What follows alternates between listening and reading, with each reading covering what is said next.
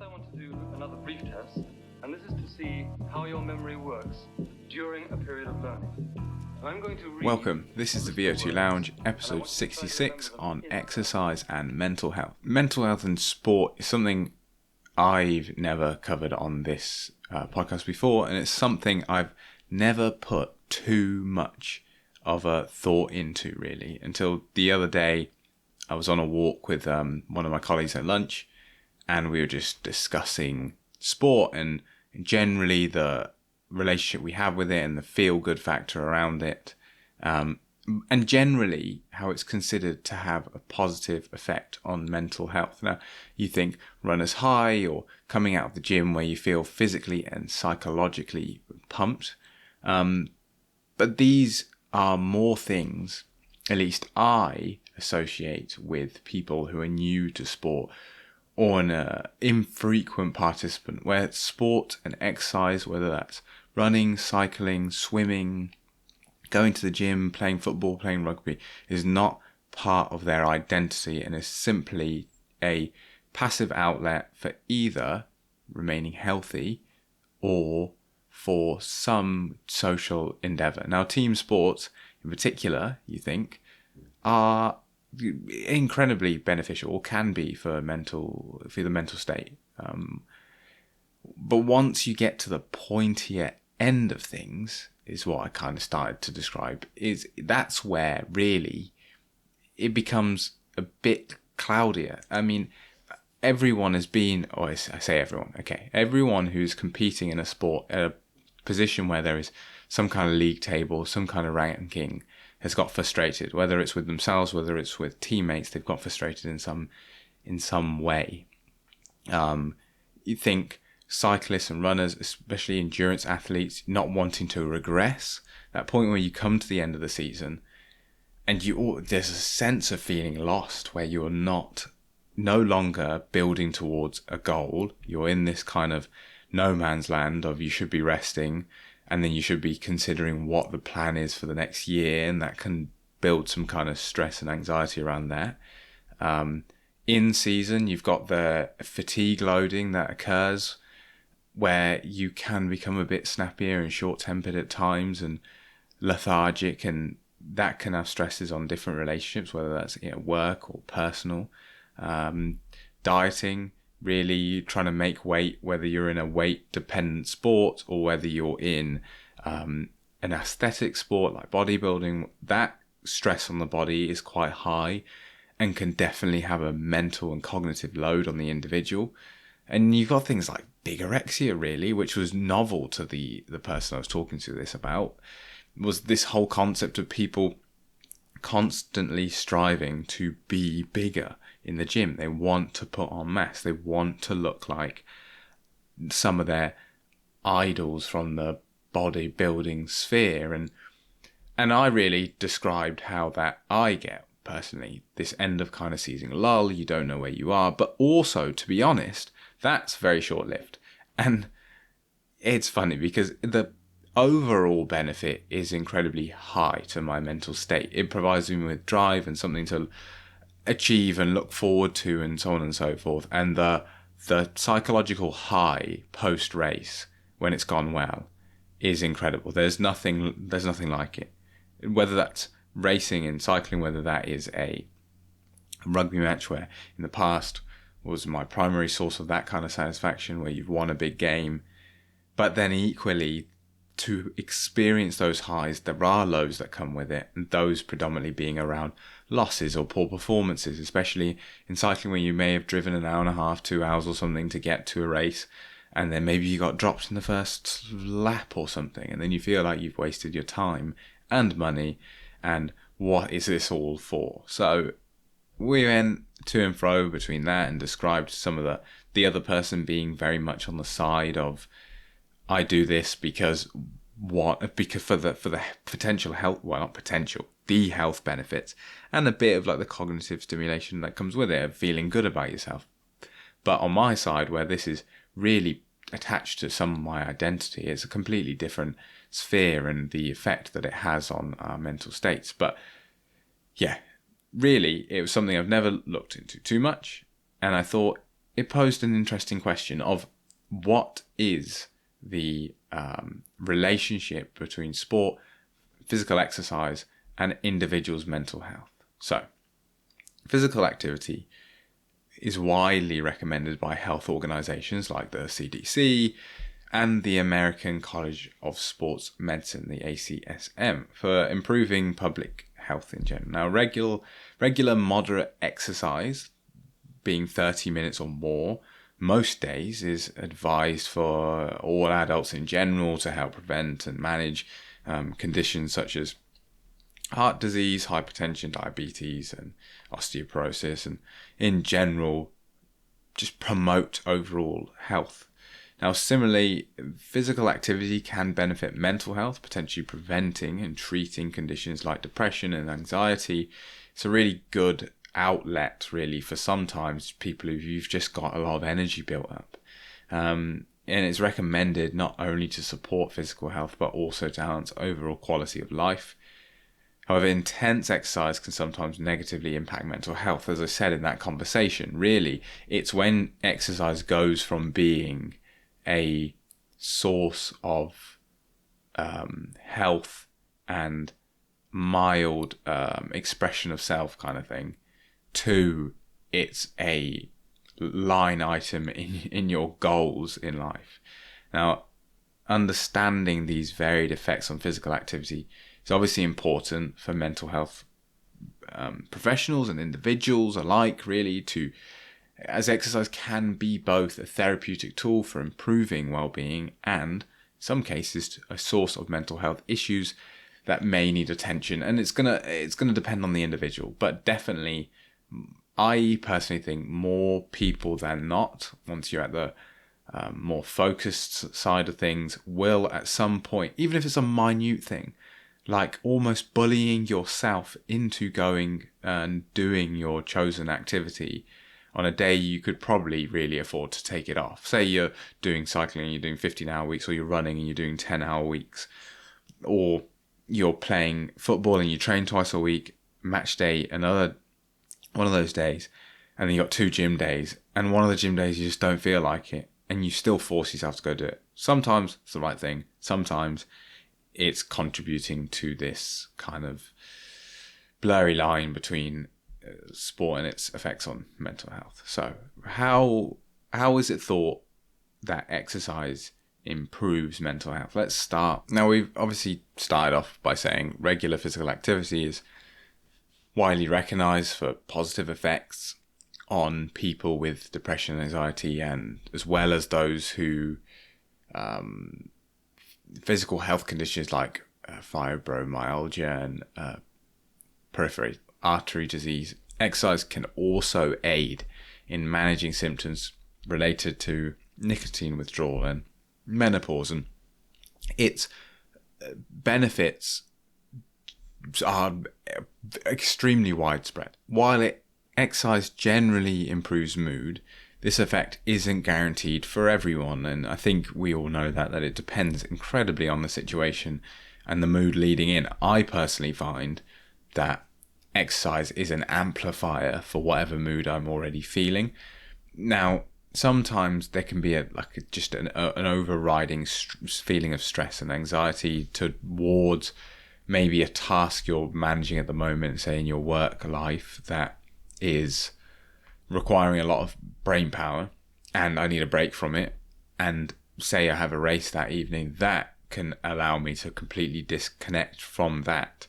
However, if it's a weekend and you're just going for like a zone 2-hour ride, and there's still loads of cognitive space left in the brain during the exercise, that can then amplify it. So if I come in feeling really good, I usually exit feeling really good. If I come in not feeling great, rarely does it really not make the situation. I just come into it already with this predisposition of a bit stressy about things, and I just can't get comfortable on the bike, and it's just a bit of a mess.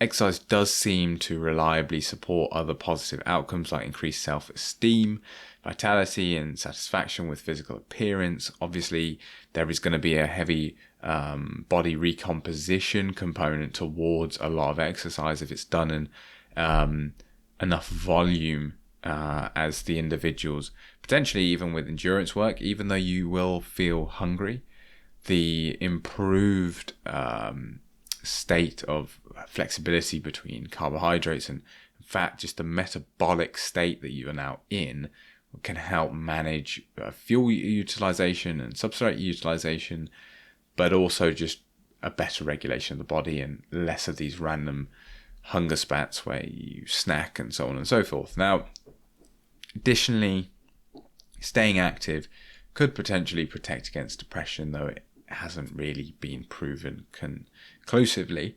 Most research on exercise and mood focuses on aerobic activities like running or cycling. Aerobic exercise is generally effective in reducing symptoms of depression, and there are also some evidence that it reduces anxiety. However, anaerobic exercises like strength training may also benefit mood, though findings are mixed regarding anxiety. Now, after a single session of aerobic exercise, people with depression or anxiety may feel better for several hours or up to a day, and similar effects have been observed with strength training, though the mood boost from anaerobic exercise may take a few hours to set in. As to why that is, not clear, but I can vouch for it for myself. I often, really, the harder a session is on the bike, the worse I tend to feel, whereas just that steady state aerobic work really can boost your mood, really. Especially a good day, you're never really going to the gym in an outdoor space, which, you know, I feel like contributes to it. Being out in nature just, I think, helps no end, really. Now, what are the mechanisms? Both physiological and psychological theories explain the mental health benefit of exercise, each shedding light on different ways that physical activity improves mood, reduces anxiety, and builds resilience. Now, the physiological hypothesis is distraction hypothesis. That's the first of these. Now, the theory suggests that exercise improves mood by diverting attention from stressful or negative thoughts. Physical, a bit like what I said earlier, the whole idea of coming into a race, specifically me, it needs to be high intensity. There needs to be so little glucose left for the brain to do its thing that it removes all kind of stress from the outside world. Now, physical activity provides a mental break from daily stresses or ongoing concerns, but by focusing on the physical movements and sensations during exercise, individuals can temporarily escape their worries, which can lift mood during and after the workout. This mental shift may be particularly helpful for individuals dealing with anxiety or persistent negative thinking. I think more as well, the more engaging the sport is, say anyone who's played cricket, if you're just doing a net session where maybe there are big breaks, I think in that instance, really it would be the social interaction that's probably helping things, whereas a race or a high intensity interval session or anything like that, the idea that you have no space anymore to worry about things is essentially what's going on here. Now, there's the self-efficacy hypothesis. Now, self-efficacy, or the belief that in one's ability to succeed at tasks, is central to the hypothesis, really. Exercise is often physically challenging, and regularly engaging in it reinforces a sense of accomplishment and competence. Now, over time, as an individual sees improvement in their physical abilities or fitness levels, their confidence grows, which can improve their physical ability. Their confidence grows. It contribute to better self-image and improved mood. Now, that's why it was also on this walk saying that really I associate it with newcomers to sport, the direct kind of aggressive inflection in mood, because really they are the ones who can come in, and if it's a gym, you see changes in your body, you see changes in the weight you're lifting, or in an endurance setting, you're setting PRs very regularly, whereas when you've been doing the sport for a while, that's almost what could be causing the negative feedback loop of you're more likely to have bad sessions. You're not going to have a bad session, set a PR. Like, you don't go out, feel horrendous, and just set good numbers.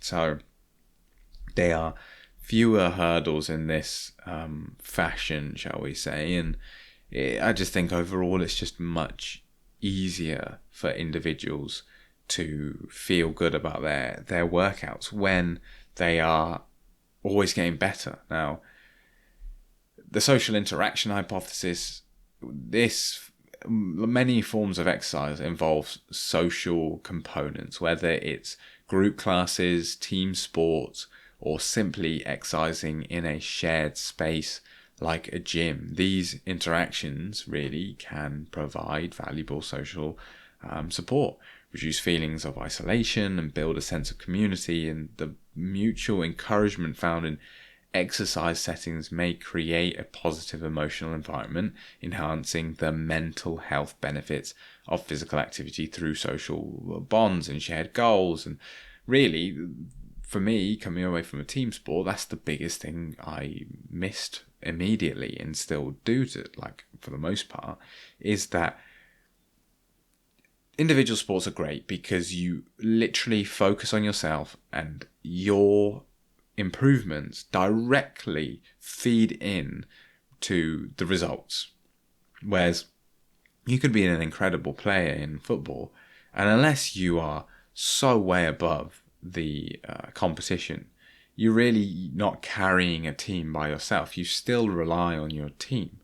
But that same team experience means that you can't really compare the days where everyone on the team just it all clicks, you're all playing well, and you just share some good stories after the game while having a beer or whatever. That isn't present as much in individual sports. Maybe in things like cycling, once you start competing in a team, yes, maybe there's a component there of that. But for the most part, really, it's hard to achieve in a solo sport environment. And moving on, what about the psychological hypotheses, plural, and the monoamine hypothesis? Now, this hypothesis is based on the idea that exercise stimulates the production and release of certain neurotransmitters such as dopamine, serotonin, and neuroepinephrine. Now, these all play a crucial role in mood regulation. Of course, we've heard all of these neurotransmitters before, especially dopamine and serotonin. These chemicals are the same ones targeted by many antidepressant medications. While exercise does appear to increase these neurotransmitters, the relationship between monoamine and improved mood is complex, and simply increasing these chemicals might not fully explain the effects of exercise on mental health. However, the enhanced activity of these feel-good neurotransmitters, as people will often refer to them as, likely contributes to the mood-boosting effects of exercise. And potentially it's a better regulation of these, and sometimes I think that potentially with the advent of social media and the concept of like these dopamine detoxes or whatever, and that we get this overload of it through this constant reward cycling of scrolling through different posts, potentially because the effort in to get the dopamine hit is so low, there's almost this blunting of its effect, quite literally in the sense that potentially the receptors are blunted and overstimulated, but also cognitively the link between doing something and the effort that goes into it and the reward of the hormonal / neurotransmitter related reward is lower. Whereas when you've done a 5k or a 10k or won a race or even top 10, whatever is a good achievement for yourself, you suddenly go, oh, well, I did that session. I've been prepping for like 6 months to do this sportive, let's say, or this marathon. And the end result is I did well. And I've done all this work to get to this point.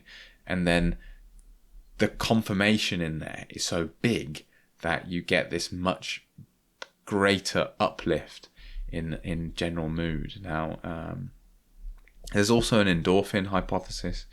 Now, endorphins, often referred to as natural opioids, are released during physical activity, particularly during intense or prolonged exercise.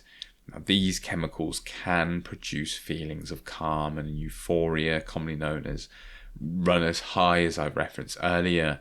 Now, endorphins may reduce pain and stress, creating a state of relaxation and improved mood after exercise. There is some evidence that exercise withdrawal can lead to symptoms like irritability or restlessness in frequent exercises, suggesting that endorphins play a role in mood regulation. However, not all studies confirm this. In some research with endorphin blocking drugs like Naxalone shows mixed results on mood, indicating that endorphins alone might not fully account for the mental health benefits of exercise. And funnily enough, when we were having this walk and discussing this, the other person runs at lunch from sometimes. We have an hour-long lunch, and a lot of people go for a run. And I personally have only ever used it for a run when I was at a point in life where I couldn't exercise post-work as easily, / my motivation wasn't as high because of many factors. Whereas I said, with the amount of exercise I do, say we're mid-season and I'm doing like 10 to 15 hours a week of exercise, of specific exercise. So specifically training on the bike, not walking or doing anything else. I'm already overloaded so much that when I need a stress relief, I need to titrate it very carefully for my current physical state. So for me, the walk at lunch is enough intensity to allow for that stress relief. Whereas if I went for a run, the level of exertion is too high for me at that time in my season to be able to promote stress relief. So I think that's another, is sometimes knowing when to ease off and approach exercise in a more relaxed fashion. And because walking is a form, for some people it can be quite a high stress situation because, they don't exercise at all. But for the most part, sometimes they'll go for a bit more of a spirited walk, or at the end, if it's up an incline, push on up that hill a little bit and get a little bit of almost a sweat going, and just get the heart rate up and so on and so forth, and make myself, it just switches me on a bit. I come back in, change of state, and I'm ready to take on the rest of the day. Now we've also got the Psychobiological Model, which obviously by the name psychobiological, we're talking about the combination of the change in the biology affecting the psychology. That probably wasn't a great way of explaining it. Obviously we've done this psychological and then the physiological. Now, psychobiological is essentially a model that combines physiological and psychological factors in the most likely explanation for how exercise benefits mental health. Now, this model suggests that these effects are not due to single mechanisms, but rather a complex interaction between mind and body. For example, physiological factors like self-efficacy and distraction may enhance the effect of neurotransmitters and endorphins, magnifying the mood benefits of exercise. You are getting this physical shift in focus, right? That takes you away from this high stress situation that's generating all these negative kind of responses to endorphins and so on, and bring it into a more positive light. And then you're also getting the uplift from the endorphins and neurotransmitters. Now, individual differences such as A person's baseline mental health, physical fitness, and social tendencies may play a role in how exercise, affects their mood. Now, there are also, environmental stimuli, like exercising outdoors versus indoors. This is what I was trying to say before. For me, almost doing an indoor bike session is more stressful. It just, really, I only do it when I have a dedicated session, like 30-30s or 2 20-minute threshold efforts, something where I know full well what I'm doing and how long I'm doing it for, because I'm not if I go on there to do zone 2, I'm going to come off there an absolute wreck. Now, there's also the component of being in a group, and always there's nothing better than just a day out with a group of people and just chatting away for a couple hours after work, or just on a weekend, catching up on different things, and while also you're exercising. It's great. It's good fun. It's especially when you're doing an individual sport, being able to combine it with a social sort of environment is always beneficial. Now, combining these factors, this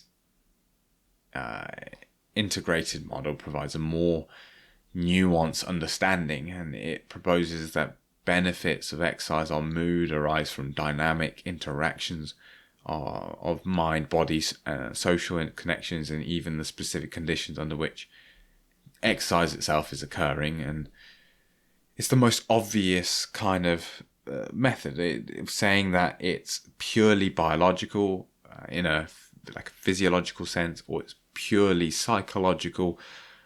Physiology affects psychology, and so on and so forth. So really, they have to be combined. But that's really how it looks to be, that exercise is positively benefiting someone's mental health. Of course, so far it's mainly been positive. I've raised the reasons or how there can be backlash in an individual. But at this point, probably thinking, well, this is all great. Either like this is everything I feel, or you could potentially at this point be thinking, there's how you started this, and there are some times where I don't really think it positively benefits my mental health. And that's where we get onto the negative effects of exercise on mental health. And the excessive exercise is probably at the forefront of that. Excessive exercise, often referred to excessive exercise addiction, occurs when individuals develop an unhealthy obsession with physical activity. This obsession can lead to compulsive exercising that disregards medical advice or physical limitations. For instance, people may continue to train despite injury or health issues, which can cause harm and lead to physical problems such as joint injuries or cardiovascular strain. I mean, I have done it to no end times where I definitely have a niggle or something that really I should rest, and I train on it until the point where I physically cannot do the activity anymore, and you now have to take an extended period of time off, which then feeds into the relationship with exercise already. But a lot of people can probably resonate with this, where some people, the slightest sign of discomfort and they stop.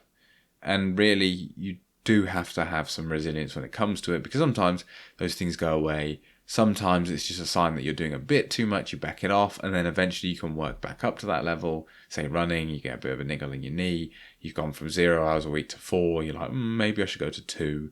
And then over the course of 3 months, 6 months, you get to 4 hours a week, and all is fine. And it was just a little signal to take it a bit easier rather than stop completely. But some people push through and just dig themselves a hole. Now, distinction from other disorders, Research has compared excessive exercise to disorders like anorexia or substance addiction, emphasizing that individuals can preoccupy with their exercise routine in a way that disrupts their daily lives. Now, studies categorize excessive exercise into two groups: those who co-occurring eating disorders, where exercise is used as a means to controlling weight, and those without such disorders who mainly still exhibit compulsive behaviors that maintain better overall health. Potential for harm: while many exercise enthusiasts exhibit healthy habits, case reports indicate that some individuals experience significant physical damage from exercise training. Now, like you think REDS with, which I'm going to get onto now, you think chronic overuse can lead to conditions like rhabdomyosis or muscle breakdown, dehydration and other stress-related injuries. Now, rhabdo really is the prime one probably you can think of, because think of CrossFit and when there was this phase where it was almost, I would say, in the wrong spheres, it was coveted as a you've really worked yourself, this whole rhabdo malarkey. But that's an example where you just smash yourself and smash yourself and smash yourself until there's nothing left, until your body just has to physically tear you away from the exercise. And that's the level you don't want to get to, really. And it's the negative effects that not only this is a physiological one, but the psychological state that you end up in when you are feeling like a failure, for lack of a better word, because sometimes it's because you've done stuff, you've gone out, it's lasted longer than you intended, or you've done something in the day, and you come back and the weather changes or something happens and you can't do your exercise, or you miss your slot and you feel bad for it. And it's good to a certain extent because it means you're invested and it promotes you to then, pick it up somewhere else. But it is also a sign that there is a compulsive element to needing to do something when you don't necessarily need to do it. There is also muscle dysmorphia. Now, muscle dysmorphia is a specific condition primarily affecting bodybuilders and weightlifters. This is why I was referring to previously as bigorexia. It's categorized by distorted perception of an individual's own body image in the different way to normal. We're not talking someone who thinks they're overweight, when they're clearly not, or doesn't think they are, whatever. It is when you think, you can think you're overweight in a way, but you can think, there's too much fat over my abs, or my chest isn't big enough, my delts aren't round enough, so on and so forth.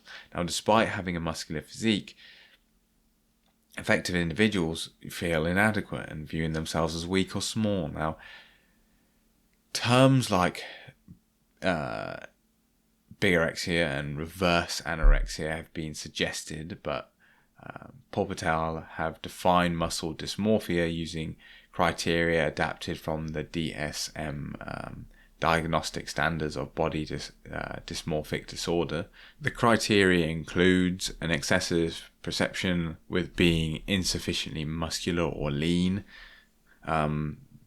the perception leads to significant emotional distress and social impairment. The focus on body image is not attributable to another psychiatric condition. Now, muscle dysmorphia is often linked to other mental health issues, including mood and anxiety disorders, and many lead to use of anabolic steroids, further complicating the individual's health and well-being. You obviously know once you've got exogenous hormones coming through you, anything can now happen to your state.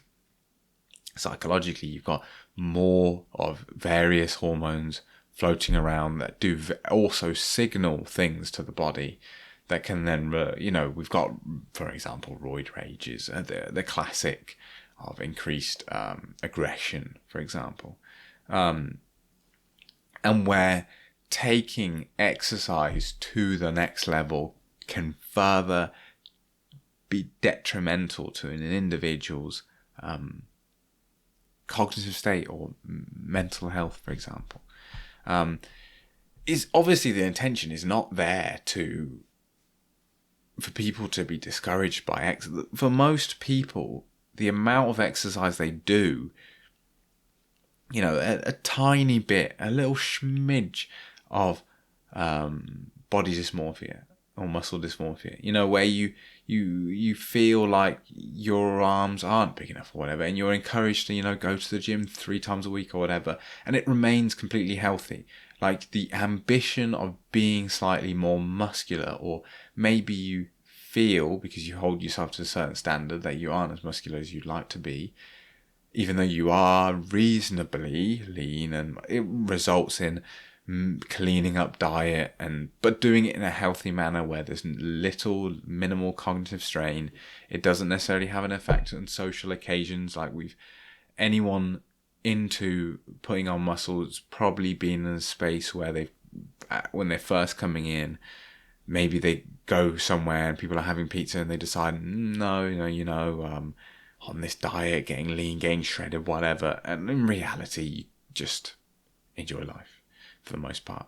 But that's where this exercise creeps into cognitive state. Now, as we've briefly mentioned here, anabolic-androgenic steroids. The use of steroids among athletes is prevalent, particularly in strength sports, where there is a huge benefit directly from the steroids to improve performance. Now, these substances can enhance muscle mass and athletic performance, but are associated with various mental health issues. You've got steroids can significantly increase aggression and irritability, sometimes leading to behaviors associated with mania or psychosis. During withdrawal from these substances, users often report depressive symptoms, mood swings. The physiological dependence on steroids can develop over time, as individuals may feel they cannot perform or maintain their physique without them. That is part of, like, in a way, a bit like getting old in a sport, or going from, say, doing your sport 10 hours a week to 3 hours a week. Obviously with skill sports it's a bit different. This is where they're almost healthier, in the sense you can go all in, develop all these skills, but when you stop, you still kind of have them. Maybe you're a bit rusty. Say you're like a footballer, for example, or a skier or something. Yes, maybe you're not as fast, or you take a bit longer to get up and running, and you don't know the latest things. But for the most part, you go then play with your mates who were never professional, and it's night and day. Whereas if you are a cyclist, a runner, yes, there's some level of class, but let's be honest here. You may have been pro once, you sit on the couch for 2 years, and you're not just going to pick the bike up and dust everyone off. Like, you are human at the end of the day, so it doesn't linger around in the same way. And when you're a strength person whose now identity has been surrounded in the size of this individual, and this can happen definitely with rugby players, American football players, where they are large people, when you stop training, come off the steroids, you are going to get smaller, and it's hard for these individuals to let go of that personality, that persona, and so on and so forth, and can lead further to these depressive symptoms when they are losing sense of self almost. Now, some users may engage in risky or illegal activities under the influence of heightened aggression, indicating strong links between steroid use and impaired decision-making or behavioral control. And And then not to mention really the risk of use in the first place, but that's separate to the mental health effects. It's also worth considering, as I mentioned before, how mood and the intensity of exercise both relate to each other. Now, the relationship between exercise intensity and mood is obviously complex. While moderate exercise typically results in mood enhancement, intense or prolonged physical activity can lead to adverse mood changes. To me, it's specifically the prolonged. Very few sports really will understand the effects of a 6-hour training session. For the most part, unless you're a pro, you don't have usually that much time in the day where you can segment your training up to the point where you achieve 6 hours. Whereas cycling in particular, these events that are 8, 10, 12 hours long, those really are where you're going to see this biggest level of effect on mood. Whereas to me, a 2-hour race, the super high intensity stuff, almost always I come back feeling good, even if it's gone badly and I'm sort of ruminating about it. The level of almost energy that is in me post it is incredible, really, and it's this prolonged session that to me gets to me the most. But moderate versus intense exercise. Moderate exercise is often associated with release of endorphins and other mood-enhancing neurotransmitters, leading to feelings of well-being. In contrast, high-intensity training may not provide the same benefit immediately after a session. Some individuals report feeling worse after intense workouts, indicating that excessive physical strain can result in fatigue or mood deterioration. Now, there's also the elite athletes and mood fluctuations. Now, when your livelihood depends on your performance, it's quite different. I mean, you think at work how your mood can be affected from a bad performance, but to be honest, for most of us, there's not really that obvious a marker that tells you when you're doing well or badly. Yes, if you're really slacking and you have an active sort of team who are active on commenting on things, or an active manager who's going to pick up on your slack and tell you you're doing badly. And the same goes for doing well, really. Sometimes you may get praise from other colleagues or whatever, and sometimes from your manager. But you think, sport, imagine doing a task at work where literally you finish the task and instantly the task tells you whether you've done well or not. Sports like that, you go run, ride, cycling, whatever, you look at your data or you look at the event and it tells you, you are slower than you were, you are faster than you were slower than these people, this many people were faster than you, this many people were slower than you.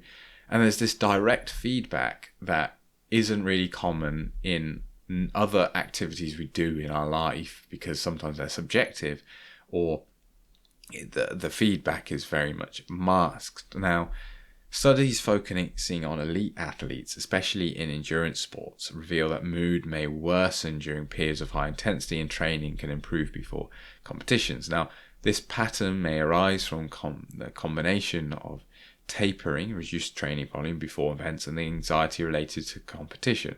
Now, interestingly, research suggests that mood changes observed in athletes could mirror symptoms of depression, and particularly during intense training phases, which kind of links us nicely into overtraining syndrome. Now, overtraining syndrome occurs when an athlete trains excessively without adequate recovery, leading to significant decline in performance and various physiological and psychological symptoms. An athlete's experiencing overtraining syndrome may have persistent fatigue and decreased ability to perform physically, sleep disturbances, irritability, loss of appetite, changes in libido, mood changes, apathy, and signs of resembling depressive disorders. Now, diagnosis typically involves observing a drop in performance following intense training that persists despite rest. The constellation of symptoms can be similar to those found in depression, complicating the clinical picture. Now, the prevalence and impact of this is the instances of overtraining syndrome among athletes is notable, ranging from 7% to 20% in various training sessions, with higher rates reported among elite endurance athletes. Simply, I think, because the volume and the stress the body's under in a endurance sports are really hard on the body in a way that's different to some other sports. I mean, football now in the UK has become a bit like that, where it's just so relentless in the volume that's going through the individual that physiological markers can begin to tank, and like things like iron and so on. And the body's under so much stress.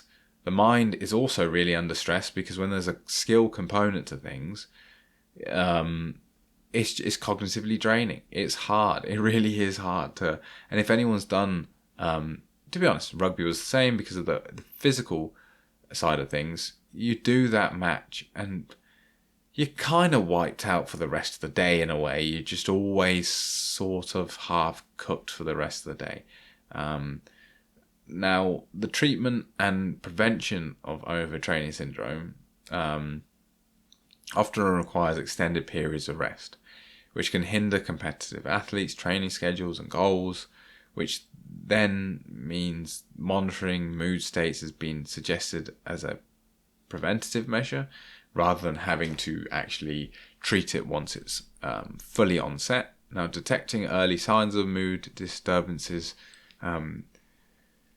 through physiological assessments can enable adjustments in training loads, now potentially avoiding overtraining syndrome. But really, in summary, exercise offers numerous benefits for mental and physical health, and it's essential to recognize when physical activity becomes excessive or compulsive.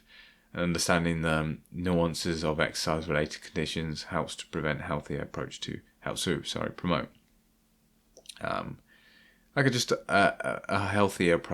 fitness and activity overall. It is really hard, I think, to get that balance correct, to get the balance between something being part of your identity and training for something and having a goal and working hard for it, and then as a result staying fit and healthy, when we can sometimes treat it like we are professionals in a way, but we're not, so we have to remember that. But it's a balance I don't think I will ever get completely right. I'd say I'm closer to right than I am wrong with my outlet and its effect on my psychological state. But I do definitely sometimes get it wrong. I do definitely sometimes have poor mood that is as a result of overtraining sometimes, and sinking too much of myself into the results that come from my chosen sport. So what's your takeaways from all this? Feel free to share your opinions with me on Instagram, email, or on the VO2 Lounge Discord server. Links will be all down below. For more content like this, explore my previous works, follow the show if you like what you've heard and don't want to miss another episode. 5-star reviews are always welcome. And lastly, I would like to challenge you to share the pod with one of your friends today. It really helps the pod grow. Thank you for tuning in. Until next time, it's goodbye.